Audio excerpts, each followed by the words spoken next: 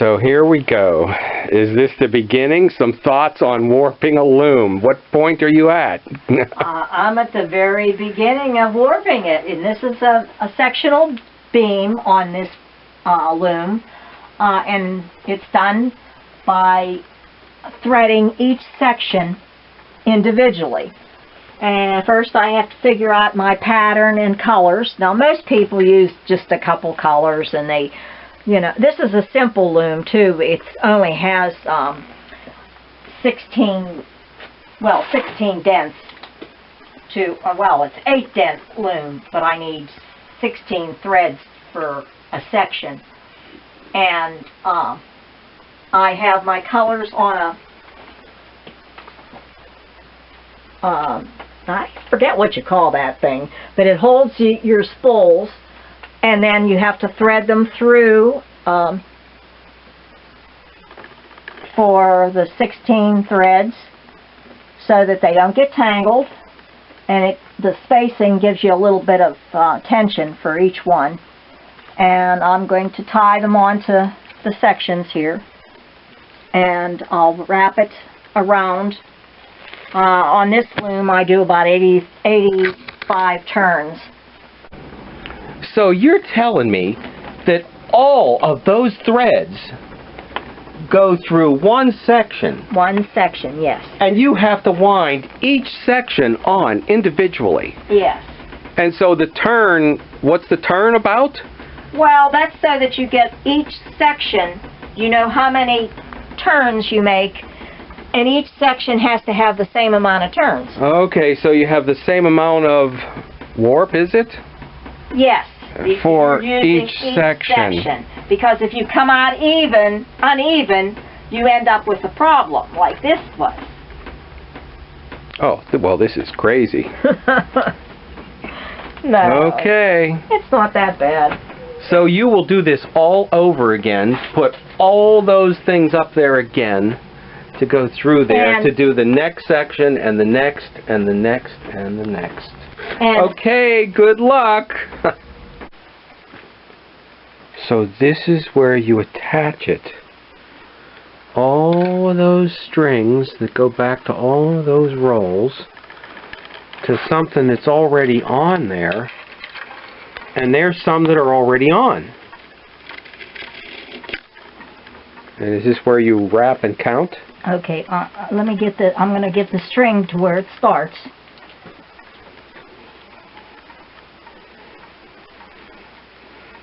Okay, I'm going to do 5 wraps, and I'm going to try to tuck this tail in the little spot so it's flat. And I'm going to do 5 wraps.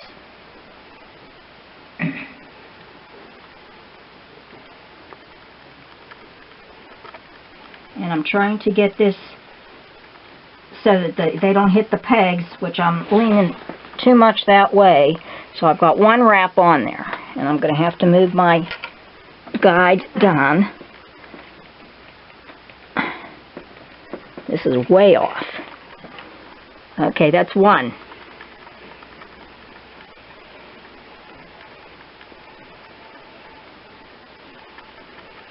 Two. And I'm too far down now. Okay. 3 is coming up. 3.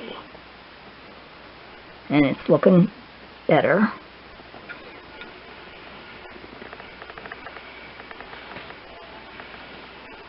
4. And that's just about right. 5. Now I'm going to stop here, and I'm going to put some wood filler in, or not wood filler, but little peg or pieces of wood to hold it level. I found out that this works best on this loom. Okay. Now this will be the start. Oops, I bumped my threads. This will be the start of my next 30. So that's 1, Not one yet till I get, oh, the red ribbon tells me one.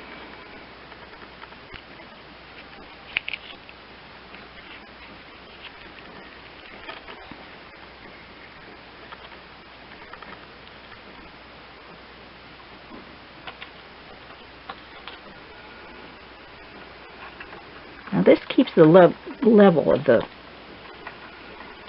Okay, now that is one, and I'll be wrapping... And that's 6. Well, yeah, but that's why I'm counting that one as one, the one I just put the wood in.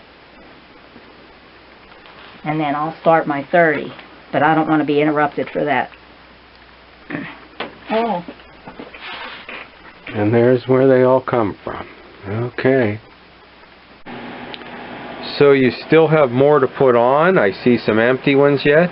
Yes, I do, and... Okay. Oh, but when you do, next comes... Yeah? What? Tying those on. Yeah. And I tape the ends after I cut them off, and I tape them exactly the way they'll string through the loom for each section.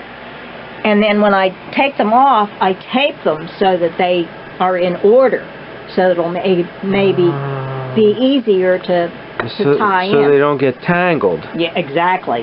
And then you bring them up here and you tie them to what's left from what was on here last time. Yes, that's the way I do it.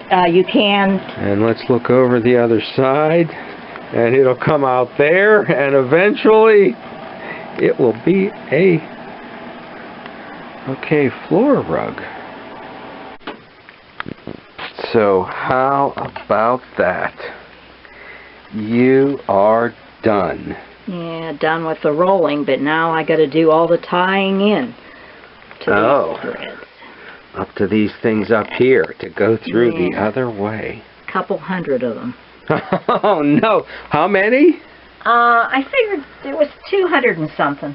This is small. This isn't a lot, because there's usually more dents to a reed.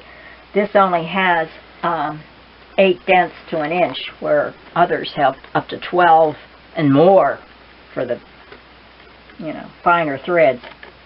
Okay, well, it's a beautiful day to do this. Yeah, my warp turned out beautiful. Look at the pattern. I mean, it's kind of the color pattern. Okay. Which is... So this is really thought out. You don't just put these in. Most people use like 2 colors maybe at most, or all one color. And it's a lot easier. But I figured out, I wanted to use up some of my warp. So but you are a colorist. You're not just using it up. You put this together. Well, this is a simple loom. It doesn't have 4 harnesses. So I have to make my design in the warp. And this is very different than what was on here last time. Yes, it is. I don't like the last one. Okay, well, is that filler or the rug? That's a rug. Okay, well, it looks good to me. Okay. Well, we'll stop back and catch you on the tying these to that part. I'm anxious to kind of warp it again after this. I actually added to this. I've had this loom for 20 years. And this is the 13th warp. And every time I warp it, I learn more about it. And I think I could even get more warp on it. I actually made this extension. This was a flat wheel. There's the originals are right here. And then I made this piece and one on the other side to make it a real big... So the ins and outs secrets, really, if somebody's looking for those in a video, are not going to find it because it's all specific about a loom. Yeah.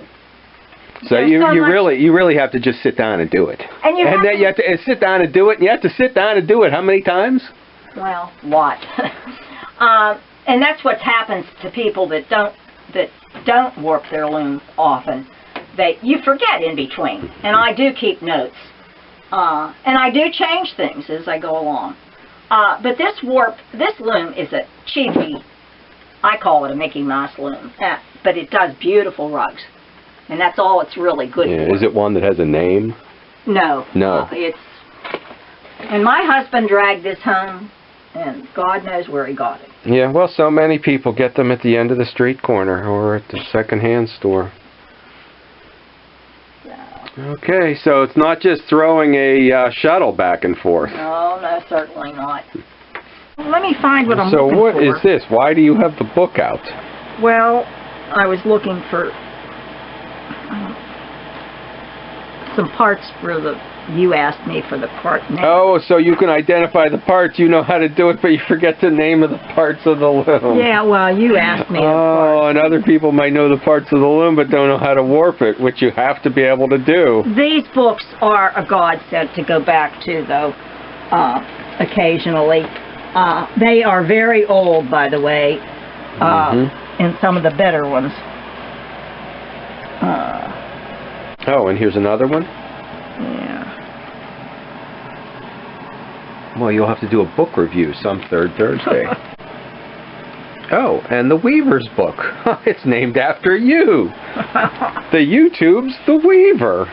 So this is the tying the knots part? Yeah, I have the next string or warp that I want to pull, and then I have my section here. I'm going to take this end one, and I'm going to pull it out carefully because I did tape those in the order that they go on.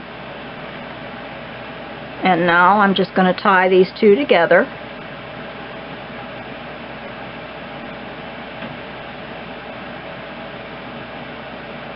So you're taking the warp that you just put on and attaching it to the warp that's on. That goes to the other side to another one of the beams. Okay. I tied it correctly. And then I'll just move on. Now see, that makes it easier to get it through the heddle, you know, and the whole thing, rather than string each one through. Now if you're starting a new warp and you have no warp on your loom, you have to string each one through. Okay. And if you have... So this is, by having them on there, being warped before and using what was there, this is a shortcut? For me, it is. Yeah. Yes, very definitely. So a lot of things people have to decide and figure out and work out for whatever their specific situation is.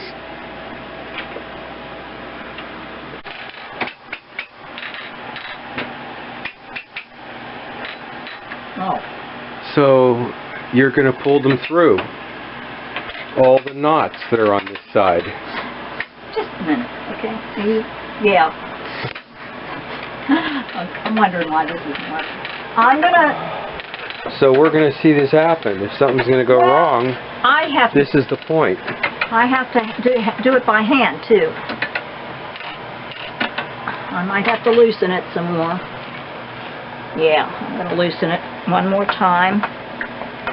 Okay, loosen the warp side. Yeah, and lock it in again so I don't go too hard. I don't want a whole lot of pressure on that.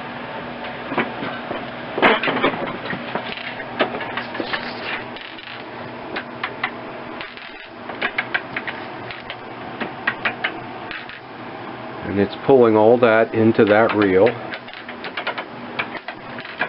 Oh, and the knots are coming up to the, whatever this part's called. Okay, yeah, now I want to see if it's loose enough again. You want to move? Okay, it is. All right. Okay, now I'm going to try pulling it through by hand a little bit. Okay, to make sure you got the knots through. Yeah, because they catch...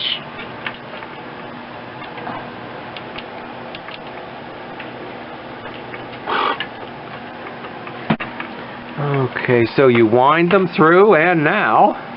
I'm pulling them through. And this is a shortcut.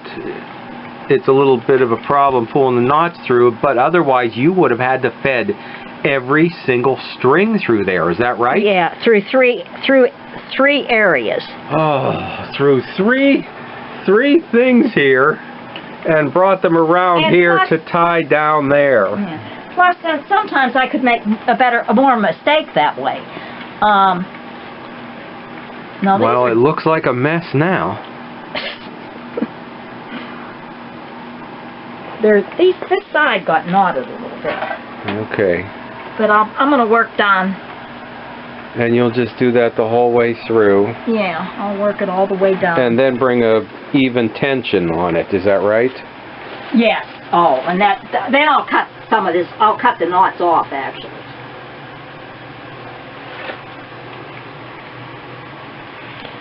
So do a lot of people find this difficult, warping a loom? Yeah. Yeah, it's not. You have to have patience. It's easier if you don't put a lot of color in it and a pattern and all this other stuff. Well, I haven't done this. See, now this will be my pattern almost fully on that one. That spot. it looks just a It's lot through. of silly string that somebody went through with a can and sprayed everywhere. Yeah, well, see there. There's one tight one. It's caught up somewhere, and we don't want to lose. We don't want it breaking. I don't know why it's caught. Oh, can I just tug slightly? No, don't touch. Oh, and then I Anything could tight. say I not only wove something, Yeah, but I warped a loom. I don't know why this one is hung up. It might be hung up on a peg. I might have to loosen the roll. It's hung up somehow in the back. Well, we'll give you a minute to work that out. Yeah, turn that off. So I don't know how to use this. Oh, it's been a long time, Yeah, huh? it's been a long time. Okay. So, I see that you got all the knots There was through no there. problem. It was, Okay, it and was, here they are up here now, and what's the next part? Well, Oh, you pull that around, okay. and you will tie them all to that. Yeah, I'll tie them to this wood. And Okay. I'll cut them. I still haven't cut the rug off. I probably should have done that. You were making me a little nervous before. But it was just stuck in the connection back there. I mean, it wasn't over a peg or anything. Yeah, so you should have just pulled. we're on this side now, and eventually these will wrap around there and go down there, and we'll Yeah. come back and catch you tying them off on here. Okay. So we are catching you now, what, at the final stage of warping the loom? Yep, I'm tying the warp to the front beams, and the front here is, and what I'm doing is I left the rug on it, but I'm pulling the strings tight, and I'm going to cut them,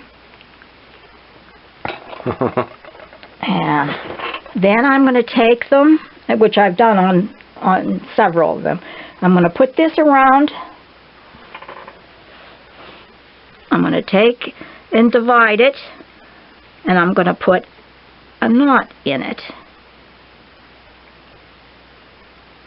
And then, if you pull it forward, it tightens, or backward, and then put one tie in it. I'm going to do this all the way across, and then I'm going to go back, and you can retighten all of these by pulling them forward, bringing them back. Just like when you change a tire. And then you put another knot in it. After you feel that everything is the same tension, you notice this tensioned up compared to this one. So I'll redo that, and then that'll be my final, and I can start weaving. And then the fun begins. Yes, then the fun begins. You're right, and I'll get ready with that. Okay, so the next day, what is this? Well, that's filler to get the rug started. Then I put some rows of fine warp in there to the edging, And then I've started my rug. Oh, that's the first rug, Yes. edging, and the filler. Yeah, and I'll do a knot finish on this, and that'll be used in the knots. So, and as we said, the fun begins. How many will you get off of this? Last time I got about 20 pieces. Now, sometimes I divide it and make two runners. But, you know, and they were long. Okay, very nice. And so how is it all working, the newly warped loom? Can things go wrong? Did it go right? Yeah, it's doing real good. You know, sometimes you can get it off kilter, and this is coming on real straight. I kind of keep track of it, you know, on the lines. It's weaving. You know, this loom is not the heaviest, nicest loom, but it does do nice rugs. Oh, yeah. It's a couple of toothpicks, isn't it? Yeah, it is. Compared and to it's some. only a 2-harness loom, which means I can't do a whole lot of different things. I have to make my design in the warp and in the weft. And it doesn't have the reed isn't, it's only an 8-dent reed, where some people have, well, to an inch, 8 dents to an inch. Some people go, most of them are 12, but they go 15 dents to an inch, which means there's more threads to an inch. And that gives you a stronger rug, or whatever you're weaving. Now, for finer weaving, you need more threads to an inch. But for the rug, you know, this works. Okay, so it looks like it's going pretty well.